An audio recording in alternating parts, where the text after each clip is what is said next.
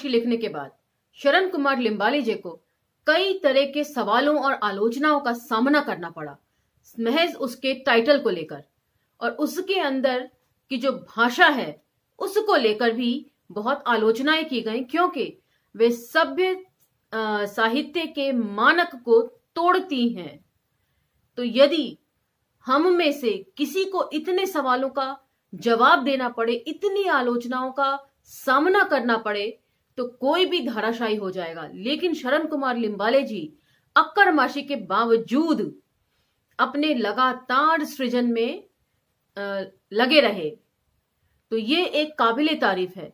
अपने उन आलोचनाओं को अलग अलग मंचों से, अलग अलग पत्रिकाओं के जरिए या किसी भी तरह के प्रिंट मीडिया के जरिए जो उन्होंने लिखा, अक्कड़माशी से पहले उसे रखा, ताकि जो पढ़ने वाले पाठक हैं वो भी मानसिक रूप से तैयार हो जाएं उन सभी चीजों के लिए जो अक्कड़माशी में उठाई गई हैं। और शरण कुमार लिम्बाले जी को ये बेहद जरूरी लगा होगा कि अपने ऑडियंस को पहले एजुकेट किया जाए अक्कड़माशी पढ़ने से पहले, कि आखिर उसमें है क्या और वो किस तरह के मुद्दों को उठा रही है। क्योंकि भाषा के जरिए हम भ्रमित भी हो सकते हैं कि कितनी अश्लील भाषा है या क्या लिखा है सोच के। इसीलिए शायद शरण कुमार लिम्बाले जी ने लगातार आलोचनाओं को मद्देनजर रखकर इन सब चीजों को आत्मकथा से पहले तवज्जो दी है। तो उसी सिलसिले में 2 आर्टिकल हम पढ़ चुके हैं, और तीसरा और चौथा आर्टिकल, दोनों आर्टिकल इसी वीडियो में मैं कंप्लीट करूंगी क्योंकि बेहद छोटे हैं। तो चलिए मेरे साथ। आभासी दुनिया के मेरे दोस्तों, शालिनी बोल रही हूं। जय भीम, हूल जौहार। दलित आत्मकथा का प्रभाव मराठी साहित्य में समृद्धि के साथ विस्तारित हो रहा है। ई सोन कांबले 45 वर्ष पार कर चुके हैं, तो दादा साहब मोरे 25वें वर्ष में प्रवेश कर रहे हैं। आत्मकथा लेखकों की ये 2 पीढ़ियां हैं। शुरुआत में प्रकाशित दलित आत्मकथाओं का स्वर काफी नर्म और धीमा था। आठवणीचे पक्षी, मुक्काम पोस्ट देवाचे, गेठणे, तराल अंतराल आदि आत्मकथाओं के नायक की रीढ़ की हड्डी गायब है, या यूं कहें कि वे अपने परिस्थितियों से याचना करते हुए से जान पड़ते होंगे।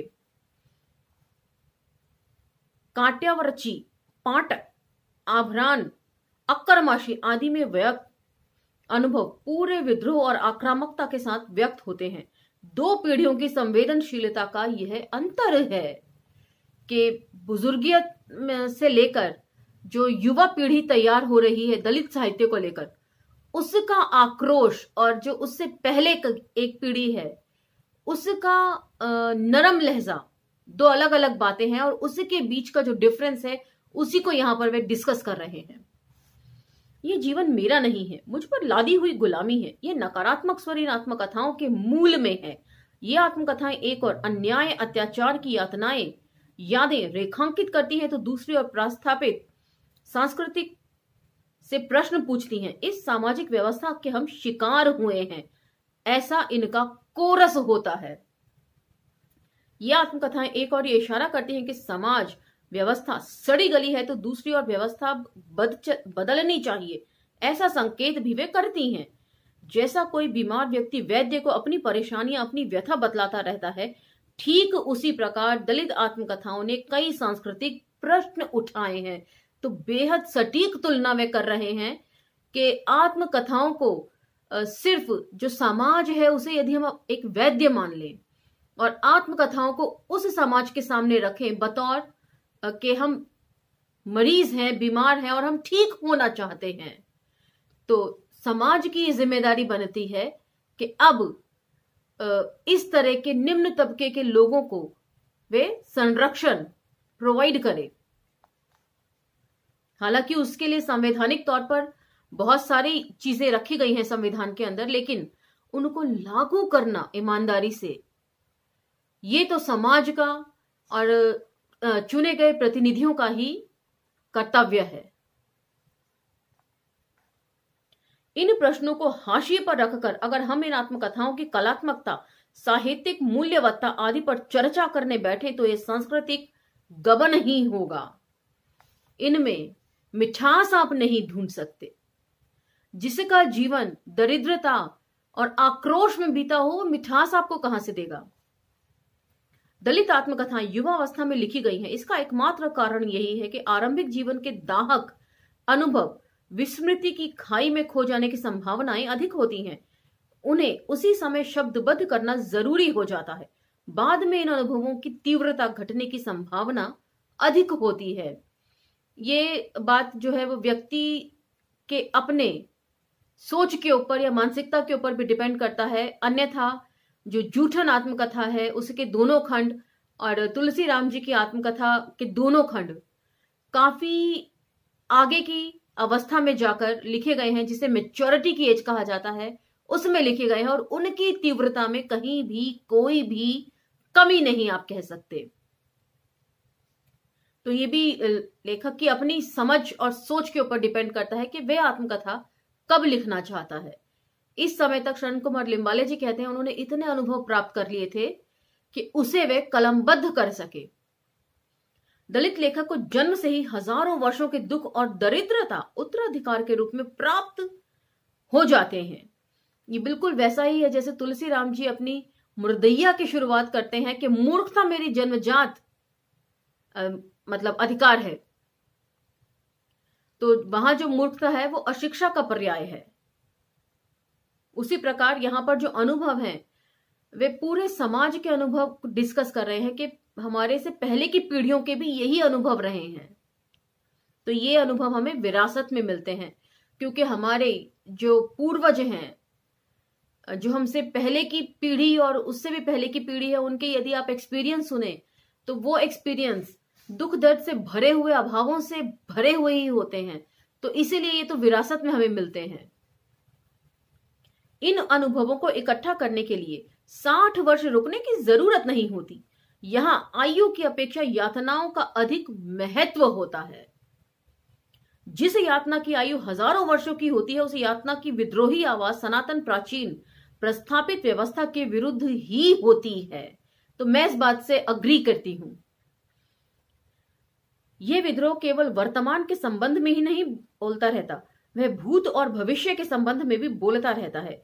आत्मकथा के अनुभव रॉ मटेरियल होता है। लेखक अपने अनुभवों को आत्मकथा में शब्दबद्ध करता जाता है।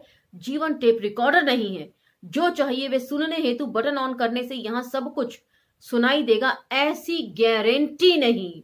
बहुत खूबसूरती से अपनी बात कह रहे हैं कि इन आत्मकथाओं में जो आक्रोश है, जो व्यवस्था को बदलने की बलवती इच्छा है, उसमें जो है वो आपको विद्रोह का स्वर ज्यादा सुनाई देगा।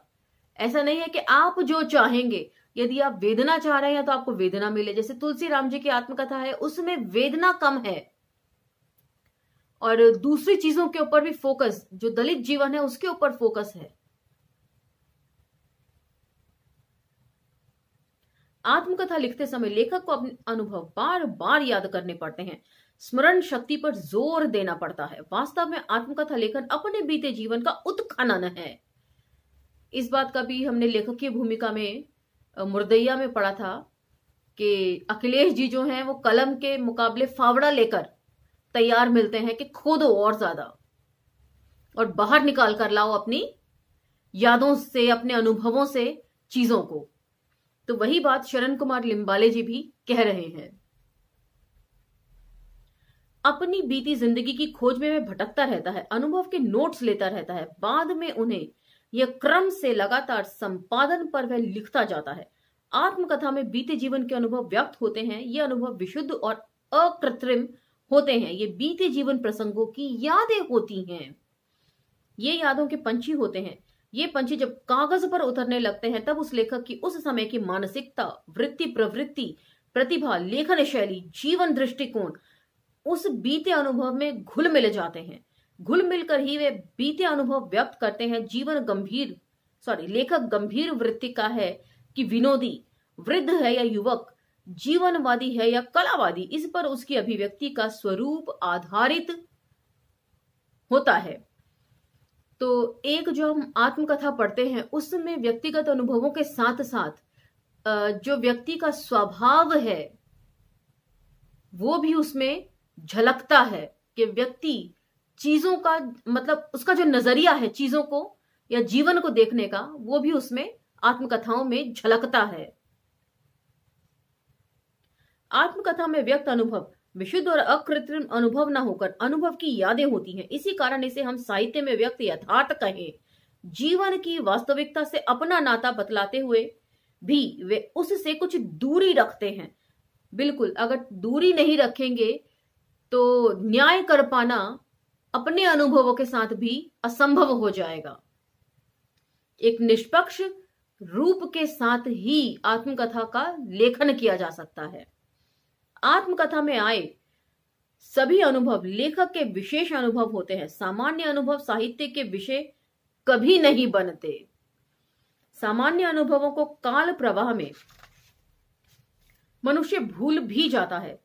विशेष अनुभव सतत उसका पीछा करते रहते हैं, अंतःपटल पर स्पष्ट बिंबित होते रहते हैं। उन्हीं अनुभवों को शब्दबद्ध रूप का सम्मान प्राप्त होता है जो अनुभव दूसरों को आनंद दे सकते हैं अथवा उन्हें बेचैन कर सकते हैं। उन्हीं अनुभवों को लेखक लिखना चाहता है।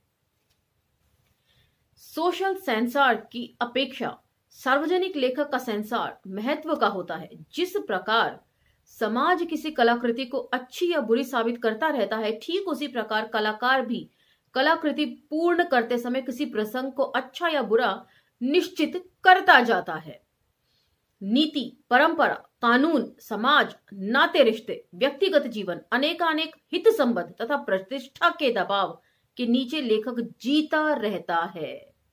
तो इतना भी आसान नहीं है आत्मकथा को लिखना, अपने अनुभवों को दूसरों पर जाहिर करना। कुछ अनुभव ऐसे भी हो सकते हैं जो हमारे बेहद निजता पर चोट करते हुए भी लगते हैं। आत्मकथा लिखते समय उसे पूर्णतः निर्भय तथा निर्लज्ज हो जाना जरूरी है। बिल्कुल सही बात है। अपने आप को पूरा का पूरा किसी के सामने रखना ये बहुत दुस्साहस का काम है। शायद मुझे करना पड़े तो मैं भी ना कर सकूं।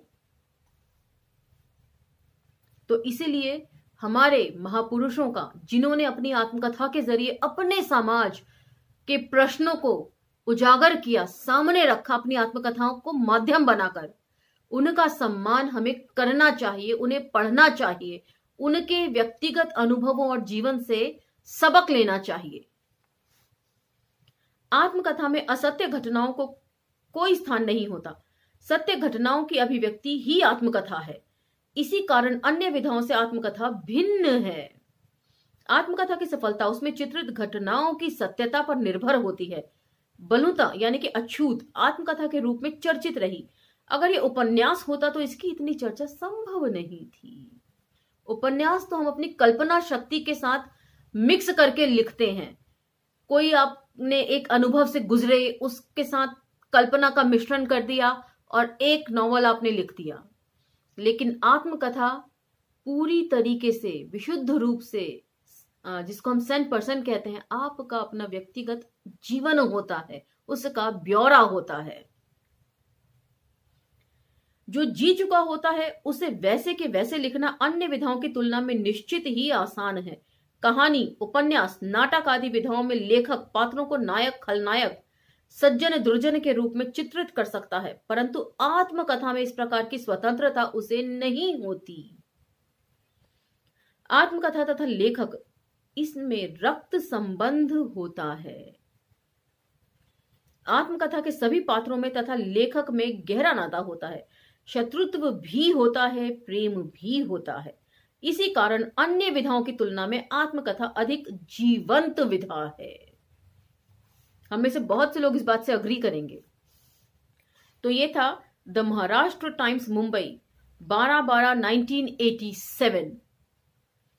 अब इसका चौथा और अंतिम लेख मैं पढ़ रही हूं। उसके बाद अगले एपिसोड से हम अक्करमाशी का पाठन शुरू करेंगे। तो थोड़ा सा सब्र रखिए, क्योंकि अक्करमाशी कोई ऐसी आत्मकथा नहीं है कि सीधा आप पढ़ने बैठ जाएं। उससे पहले मानसिक रूप से तैयारी बहुत जरूरी है कि आप क्या पढ़ने जा रहे हैं। तो आप भी अपने आप को मानसिक रूप से तैयार कर लीजिए अक्करमाशी के लिए। कोढ़ी जैसे अपने कोढ़ को छिपाकर रखता है, वैसे ही मैं भी अपने जीवन को छिपाकर रखूं, ऐसी इच्छा होती है। मैं अपने इतिहास को अपनी मां तक ही बता सकता हूं, अधिक से अधिक मां की मां तक, यानी कि नानी तक। उसके और पीछे की बात मैं नहीं जानता। हमारा गांव महाराष्ट्र कर्नाटक के सीमा विवाद में फंसा हुआ है। हमारी तहसील में हमेशा सीमा विवाद का झगड़ा चलता रहता है। हम महाराष्ट्र हैं या कर्नाटक के, हमारी भाषा की भी यही स्थिति है। आसपास के परिवेश में कन्नड़ बोली जाती है और स्कूलों में मराठी पढ़ी और पढ़ाई जाती है। इसी कारण प्रश्न है कि हमारी सही भाषा कौन सी है। मेरी मां अछूत तो पिता सवर्ण, मां झोपड़ी में पिता कोठी में, पिता जमींदार मां भूमिहीन, और मैं अक्करमाशी। इस वाक्य को लिखते वक्त कितनी वेदना उनसे वे गुजरे होंगे, इसका आप अंदाजा लगा सकते हैं। गांव, भाषा, मां, पिता, जाति, धर्म, इन सभी दृष्टियों से मैं खंडित हूं। गुमशुदा व्यक्तित्व लिए जीने वाला, मेरे अस्तित्व को जारज कहकर सतत अपमानित किया जाता है। ये सब बातें हम पीछे यहां पर भी पढ़ चुके हैं। ब्राह्मणों से लेकर शूद्रों तक सभी अपने खानदानी अभिमान और खानदानी अस्मिता लिए जीते हैं, परंतु यहां मेरी अस्मिता पर ही बलात्कार हुआ है। बलात्कृत स्त्री की तरह मेरा यह जीवन, यहां की नीति ने मेरे साथ एक अपराधी की ही तरह आचरण किया है। मेरे जीवन को भी यहां अनैतिक घोषित किया गया है। तो बहुत खूबसूरती से अपनी बात कहते हैं और अपना जो जीवन है उसको एक बलात्कृत स्त्री के साथ उसकी तुलना करते हैं, क्योंकि स्त्री के साथ यदि कोई अनहोनी घटना घट जाए तो उसका पूरा अस्तित्व ही डगमगा जाता है, हमेशा के लिए एक सामाजिक तौर पर उस पर कलंक लग जाता है। उसी तरीके से लेकिन जब किसी का जीवन ही कलंक हो जाए तब वे कहां जाए। इस चीज का बहुत खूबसूरती से उन्होंने तुलना करी है दो चीजों की। दुर्बलों पर आक्रमण करते समय, उनका शोषण करते समय सबलों ने हमेशा उनकी अबलाओं पर अत्याचार किए हैं, जिन्हें यहां की सत्ता, संपत्ति, समाज, संस्कृति और धर्म ने समर्थन दिया है। परंतु उस स्त्री का क्या होगा? उसे तो वह बलात्कार अपनी पेट में बढ़ाना पड़ता है, उस बलात्कार को जन्म देना पड़ता है, उस बलात्कार का पालन पोषण करना पड़ता है, और बलात्कार एक जीवन जीने लगता है। उसी जीवन की वेदना पर इस आत्मकथा में है। मेरे शब्द मेरे अनुभव हैं। मेरे जीवन से अनुभवों को घटा दिया जाए तो क्या बचेगा? केवल एक सजीव प्रेत। तो शरण कुमार लिम्बाले जी का पूरा व्यक्तित्व उनके अनुभवों के आधार पर ही खड़ा हुआ है। वे ये बात कह रहे हैं, यदि उनके जीवन से उन अनुभवों को हटा दिया जाए तो शरण कुमार लिम्बाले जी अपने आप में खुद को कहीं नहीं पाते। अपनी मां और पिता की अनैतिकता को मैं बलात्कार समझता हूं। पिता के पास वर्ग वर्ण द्वारा प्राप्त जन्म सिद्ध अधिकार थे, उनके संभोग को संस्कृति ने प्रतिष्ठा प्राप्त करवा दी। इसके ठीक उल्टे मेरी मां अछूत और दरिद्र, अगर वे श्रेष्ठ वर्ण में जन्म ले चुकी होती, अमीर अथवा समृद्ध घर की होती, तो क्या इस बलात्कार के लिए तैयार होती? बहुत जायज प्रश्न उठा रहे हैं कि उनकी मां के साथ, बेशक उनकी मां की मर्जी के साथ संभोग हुआ, लेकिन किन परिस्थितियों में हुआ वे ज्यादा जरूरी हैं। उनकी मां के सामने ऐसी परिस्थितियां थीं कि उनके मां को अपने आप को सामने रखने के अलावा और कोई चारा नहीं बचा था।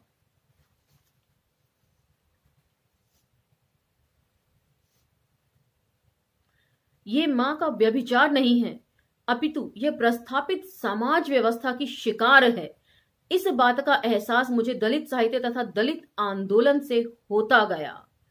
पहले के जब लड़कपन की जब बातें लिखते हैं तो उसमें वे ऐसी बहुत सारी बातें लिखते हैं जो अपनी मां के लिए भी खराब तरीके से वे सोचते थे। उन सब चीजों का भी जिक्र अक्करमाशी में है और जिसको पढ़ के कोई भी विचलित हो सकता है। और जैसे जैसे वे पढ़ते गए उनका दिमाग, उनके सोचने समझने की ताकत खुलती चली गई, विकसित होती चली गई। तो इसीलिए पढ़ाई लिखाई का महत्व यहीं से समझ में आने लगता है कि जब तक उनको इस चीज का महत्व नहीं पता था, पढ़ाई लिखाई के लिए वो उस तरीके से तैयार नहीं थे, तब तक वे अपनी मां को भी गलत ही समझते थे। लेकिन जैसे जैसे वे पढ़ते गए, व्यवस्था किस तरह काम करती है, समाज में किसकी कितनी प्रतिष्ठा होती है और किस तरह का दमन होता है सामाजिक तौर पर, ये बातें जब शरण कुमार लिम्बाले जी को समझ में आने लगी, तब उनका अपनी मां के प्रति रवैया भी बदलने लगा।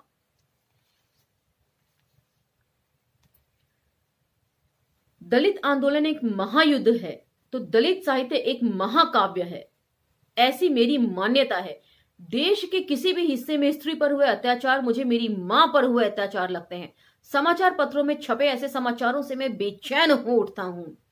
बेचैन इसलिए उठते हैं क्योंकि उनके अपने अस्तित्व को लेकर भी यही सारे सवाल उठाए जाते थे। उनकी मां के साथ भी यही सारी चीजें घटित हुई थी, तो शायद शरण कुमार लिम्बाले जी उस चीज से अपने आप को जोड़कर देखते हैं।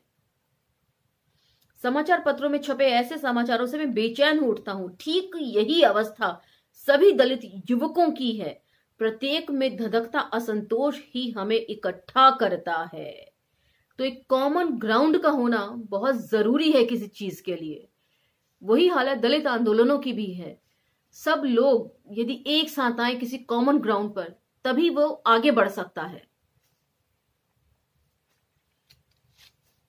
इस चीज को यदि आप इस तरीके से समझें कि सवर्ण लोग, ऐसी बात नहीं है कि सवर्ण लोगों में झगड़े नहीं होते आपसी, लेकिन उनका जो कॉमन ग्राउंड है कि सामाजिक व्यवस्था में शीर्ष पर बने रहना, दूसरों का दमन करना, वो इतना कॉमन है कि उसी के चलते वो एकजुट हो जाते हैं हर बार, जो हमारा दलित समाज नहीं हो पाता।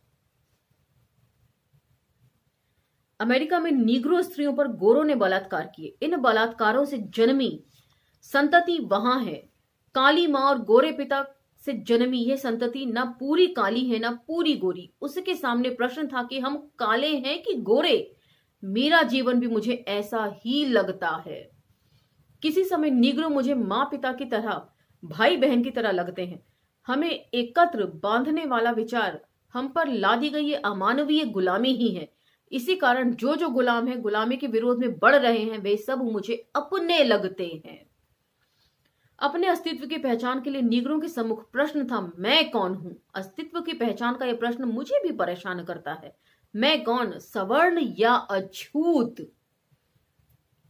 इसी जिज्ञासा में प्रस्तुत आत्मकथा पूर्ण हो गई है। अक्करमाशी के रूप में, अछूत के रूप में, दरिद्र के रूप में मैं जो जीवन जीता रहा, उसी को मैंने शब्द दिए हैं। यह आत्मकथा जैसी मेरी है वैसी ही उनकी भी है, जिनके बीच में बढ़ा, जिस समाज में मैं जिया, जिस गांव में मैं रहा। ये बिल्कुल वैसे ही बात है जैसे तुलसी राम जी कहते कि यदि उनके गांव में किसी की भी आत्मकथा लिखी जाती तो उसका शीर्षक मुर्दैया ही होता।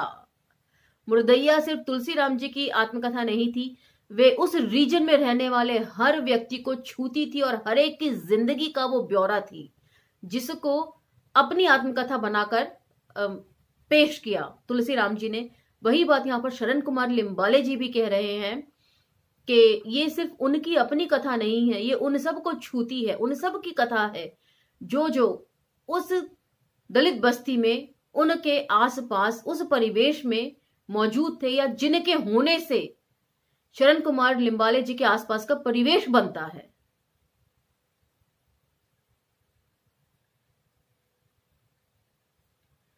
मैंने जो किया, जो भोगा, जो अनुभव करता रहा तथा बचपन से जो भी देखता और सुनता रहा, वह सब इस आत्मकथा में है। बचपन से मैंने जो सुना, मेरे मन पर वह आज भी ताजा जख्म की तरह अंकित है। इसी कारण वह आज शब्दों के रूप में फूट रहा है।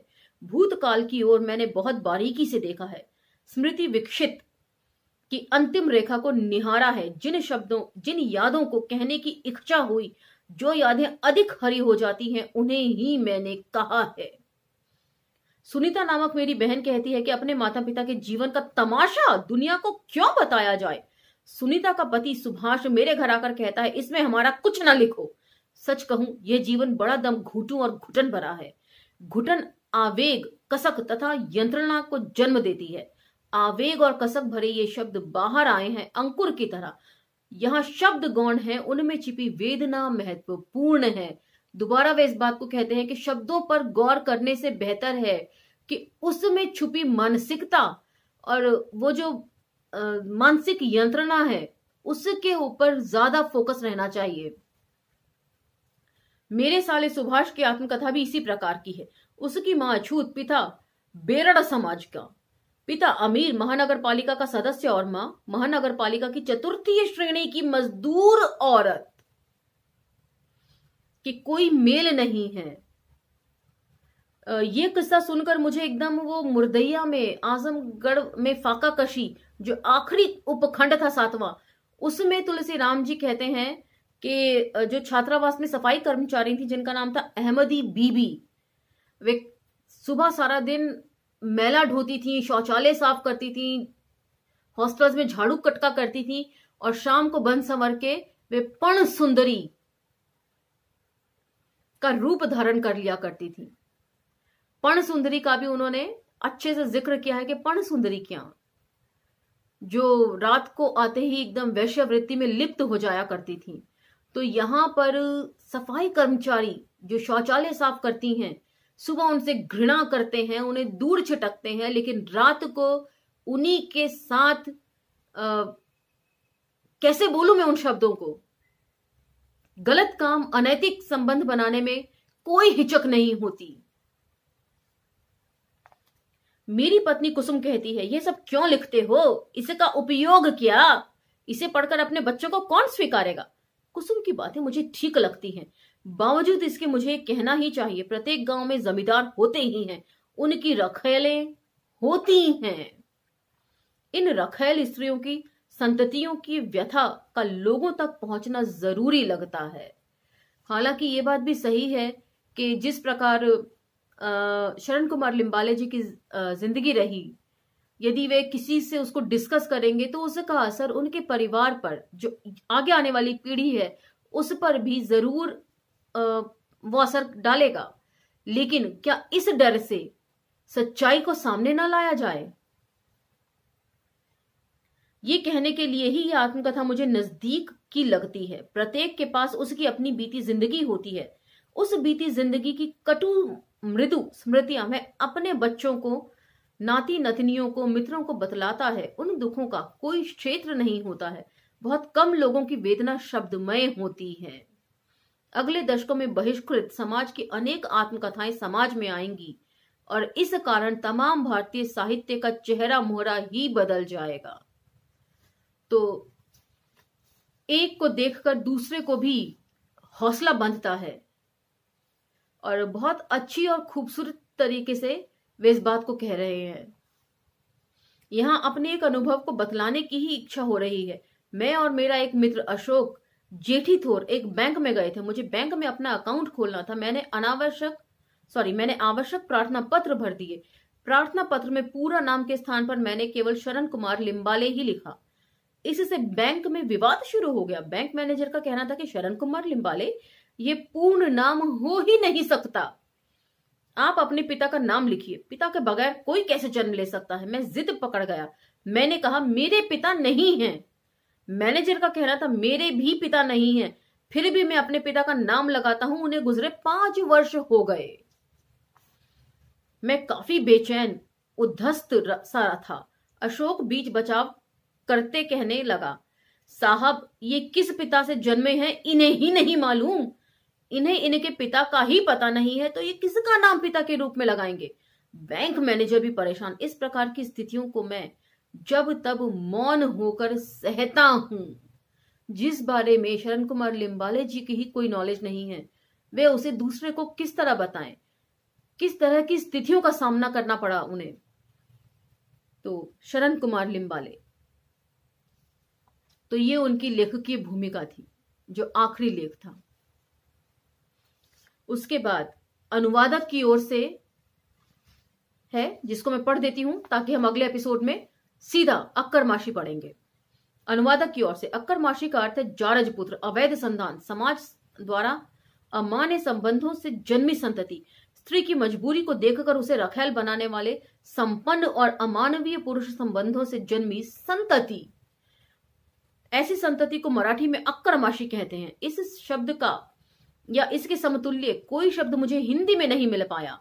हिंदी की प्रसिद्ध कवि श्री अजीत कुमार तथा उनकी विदुषी पत्नी स्नेहमयी चौधरी से भी इस शब्द को लेकर चर्चा करता रहा, पर अक्करमाशी में निहित अर्थ के निकट का शब्द नहीं मिल पाया। एक शब्द दुसाध हिंदी में प्रचलित है, परंतु वह अक्करमाशी के वजन का नहीं लगा। परिणामतः इस शब्द को रूढ़ करने की इच्छा हुई। यह जरूरी भी है। भारतीय भाषाओं में ऐसे ढेरों शब्दों को हिंदी में प्रचलित होना हिंदी के विकास की दृष्टि से आवश्यक ही नहीं, अनिवार्य भी है।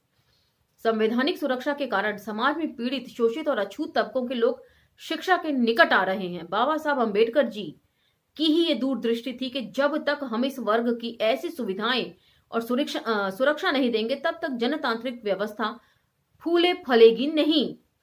इस तबके को केवल 2-3% वर्ग ही अभी शिक्षित हो पाया है।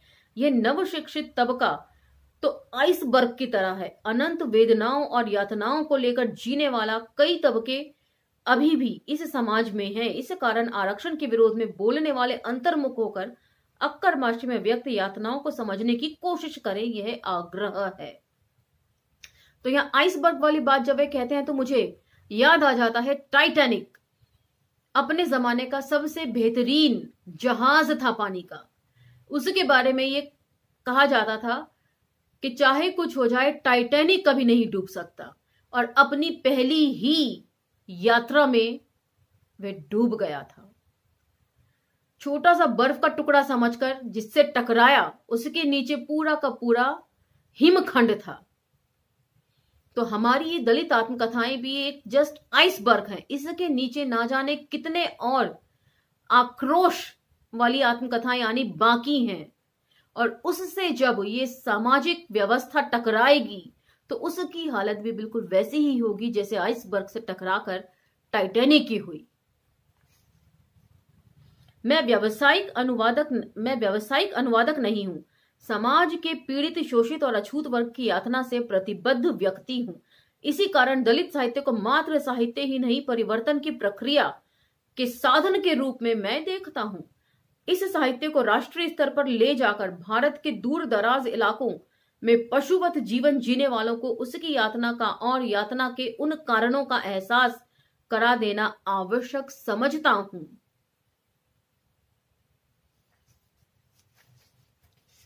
ठीक उसी समय संपन्न, सवर्ण और संवेदनशील वर्ग को उपेक्षितों की यातना से जोड़ना भी जरूरी समझता हूं।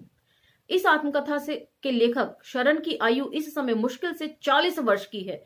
इस छोटी उम्र में उन्होंने जो कुछ भोगा है, झेला है, वह मात्र उसका नहीं, अपितु अस्तित्व की तलाश में भटकने वाले उनके जैसे लाखों करोड़ों लोगों का है। प्रत्येक के जीवन संदर्भ भिन्न भिन्न हो सकते हैं, पर व्यथा सतत और पीड़ा की छटपटाहट तो समान है। शरण के प्रश्न एक व्यक्ति के नहीं, अपितु हमारी संपूर्ण परंपरा, धर्म, जाति, नैतिक मापदंड अर्थात व्यवस्था की क्रूरता से जुड़े हुए हैं, और इसलिए शरण की पूरी व्यवस्था की पुनर्रचना की बात करते हैं। वे किसी की सहानुभूति, दया अथवा करुणा की अपेक्षा नहीं करते, अपितु इस व्यवस्था के प्रति चिढ़ उत्पन्न करते हैं, और यही इस आत्मकथा की उपलब्धि है। पहले कुछ वर्षों से महाराष्ट्र के विभिन्न तबकों से आए हुए युवक अपने विश्व भरे अनुभवों को पूरी ईमानदारी और स्पष्टता के साथ शब्दों में बांध रहे हैं। इन उपेक्षित, शोषितों, पीड़ितों और अछूतों के अनुभव हिंदी में ले जाने का प्रयास कुछ वर्षों से मैं कर रहा हूं, क्योंकि मेरा यह विश्वास है कि हिंदी जब तक पीड़ितों, शोषितों और अछूतों की भाषा नहीं बनेगी, तब तक वह अपने सही अस्तित्व को प्राप्त नहीं कर सकेगी। अपने अस्तित्व की खोज में भटकते हुए शरण तथा अपने सही स्थान